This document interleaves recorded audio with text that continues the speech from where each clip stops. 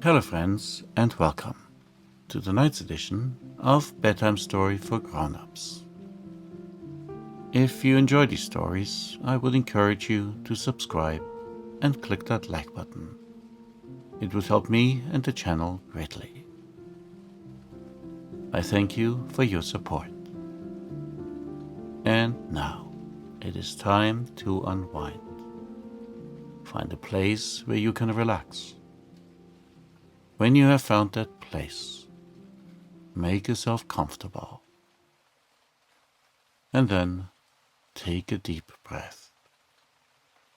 Your long day has come to an end. There is nothing left for you to do today but listen to the story and fall asleep. And so, let us begin. The Book of Northern Myths. The Dwellers in Asgard. Far away and long ago, once there was another sun and another moon, a different sun and a different moon from the ones we see now. Sol was the name of that sun, and Mani was the name of that moon. But always behind Sol and Mani wolves went, a wolf behind each. The wolves caught on them at last, and they devoured Sol and Mani. And then the world was in darkness and cold. In those times the gods lived, Odin and Thor, Hödur and Baldur, Tyr and Heimdall, Vidar and Vali, as well as Loki, the doer of good and the doer of evil. And the beautiful goddesses were living then, Frigga, Freya, Nanna, Iduna and Sif. But in the days when the sun and moon were destroyed, the gods were destroyed too. All the gods except Baldur, who had died before that time, Vidar and Vali, the sons of Odin, and Modi and Magni, the sons of Thor. At that time too, there were men and women in the world. But before the sun and the moon were devoured and before the gods were destroyed, terrible things happened in the world. Snow fell on the four corners of the earth and kept on falling for 3 seasons. Winds came and blew everything away, and the people of the world who had lived on in spite of the snow and the cold and the winds fought each other, brother killing brother, until all the people were destroyed. Also there was another earth at that time, an earth green and beautiful, but the terrible winds that blew leveled down forests and hills and dwellings. Then fire came and burnt the earth. There was darkness, for the sun and the moon were devoured. The gods had met with the doom, and the time in which all these things happened was called Ragnarok, the twilight of the gods.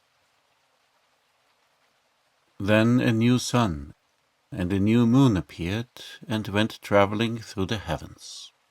They were more lovely than Sol and Mani, and no wolves followed behind them in chase.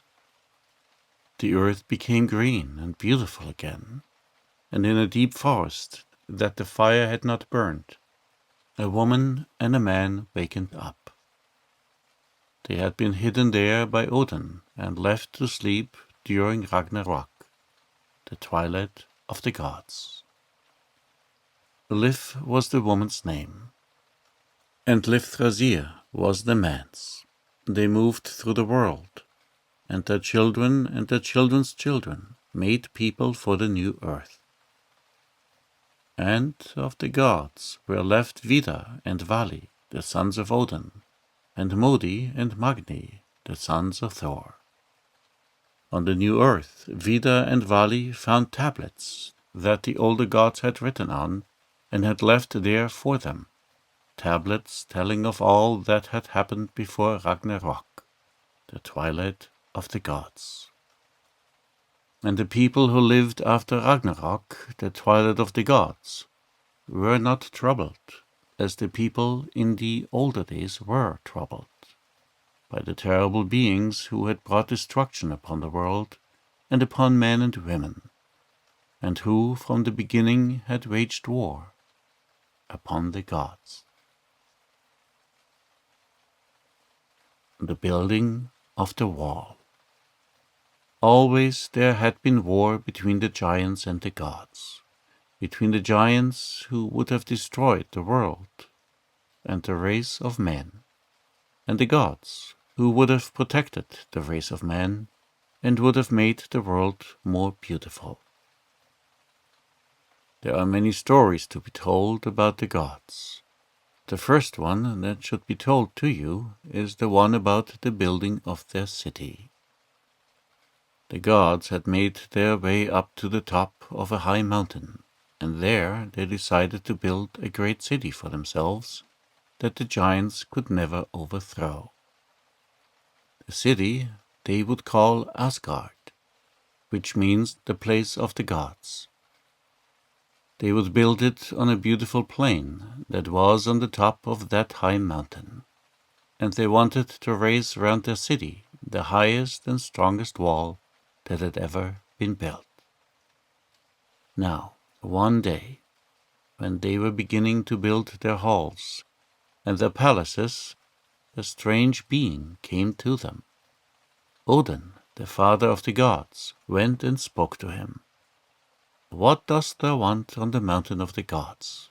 he asked the stranger. "I know what is in the mind of the gods," the stranger said. "They would build a city here. I cannot build palaces, but I can build great walls that can never be overthrown. Let me build the wall round your city." "How long will it take you to build a wall that will go round our city?" said the father of the gods. "A year, O Odin," said the stranger. Now, Odin knew that if a great wall could be built around it, the gods would not have to spend all the time defending the city, Asgard, from the giants. And he knew that if Asgard were protected, he himself could go amongst men and teach them and help them. He thought that no payment the stranger could ask would be too much for the building of that wall. That day, the stranger came to the council of the gods, and he swore that in a year he would have the great wall built. Then Odin made oath that the gods would give him what he asked in payment, if the wall was finished to the last stone in a year from that day. The stranger went away and came back on the morrow. It was the first day of summer when he started work. He brought no one to help him except a great horse. Now, the gods thought that this horse would do no more than drag blocks of stone for the building of the wall. But the horse did more than this. He set the stones in their places and mortared them together. And day and night, and by light and dark, the horse worked. And soon a great wall was rising round the palaces that the gods themselves were building. "What reward will the stranger ask for the work he is doing for us?" the gods asked one another.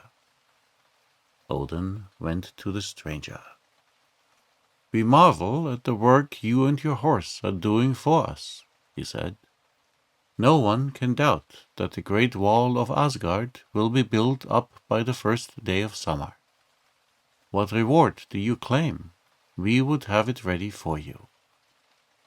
The stranger turned from the work he was doing, leaving the great horse to pile up the blocks of stone. "O father of the gods," he said, "O Odin, the reward I shall ask for my work is the sun and the moon, and Freya, who watches over the flowers and grasses, for my wife." Now, when Odin heard this, he was terribly angered, for the price the stranger asked for his work was beyond all prices.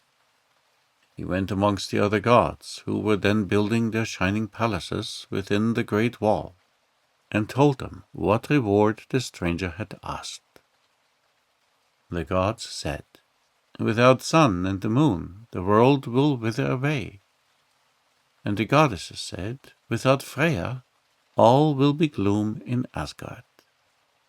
They would have let the wall remain unbuilt, rather than let the stranger have the reward he claimed for building it.